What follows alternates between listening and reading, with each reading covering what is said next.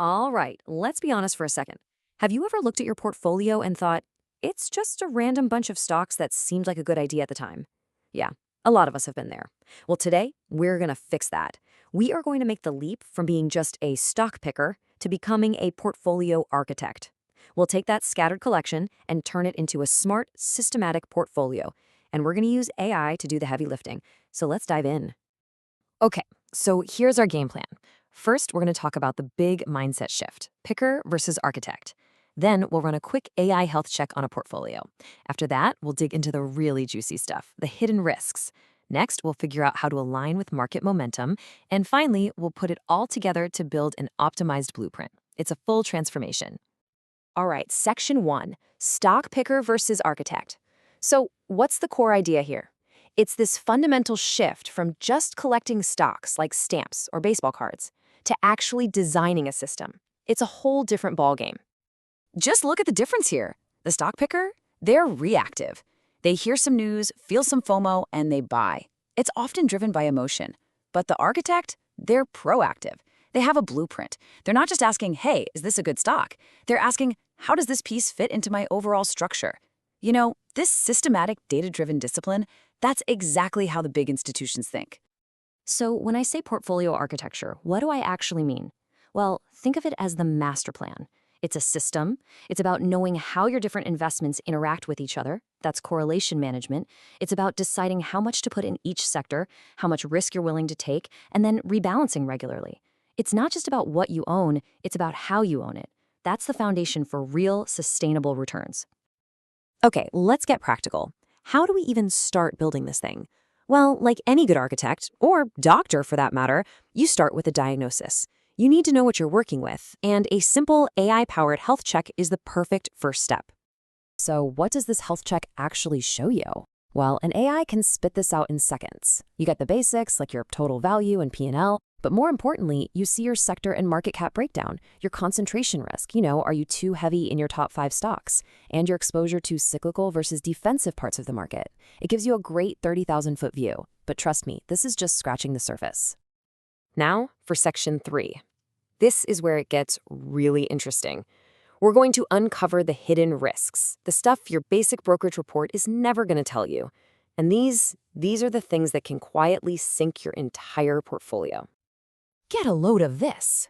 In the case study portfolio we're using, a whopping 30.3% of its value was exposed to critical hidden risks. I mean, just let that sink in. Nearly 1/3 of the entire portfolio was basically a ticking time bomb.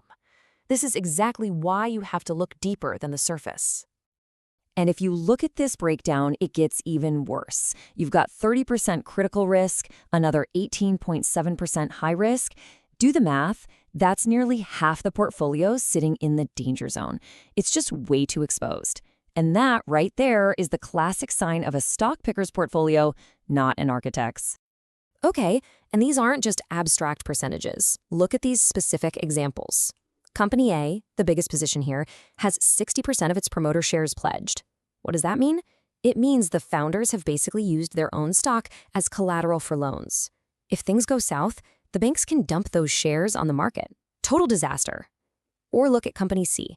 The people running the company are selling their own stock consistently. What does that tell you? And Company E, it's burning through cash and has a ton of debt. These are massive red flags that an AI can spot instantly, and they scream, take action now. All right, so we've done the cleanup, we've dealt with the immediate dangers. Now it's time to shift from playing defense to playing offense. Because a great portfolio isn't just about avoiding losers. It's about aligning yourself with the winners, riding the market's strongest trends. And if you thought the risk score was bad, check this out. 49%. Almost half of this portfolio was invested in sectors that were either in a downtrend or straight up collapsing. It's like trying to swim upstream against a powerful current. You're just fighting the market, not working with it. This is where a sector heat map becomes so powerful. It makes the game plan incredibly simple. You look at sector G, the trend is collapsing, you get out. You look at sector A, strong trend, you increase your bet there. The whole idea is to stop guessing and start systematically moving your money out of the red zones and into the green ones. It's that straightforward. Okay, and now for the fun part, building the actual blueprint. We've diagnosed the issues, we've weeded out the hidden risks, we've looked at the market trends. Now let's put it all together and construct our brand new optimized portfolio.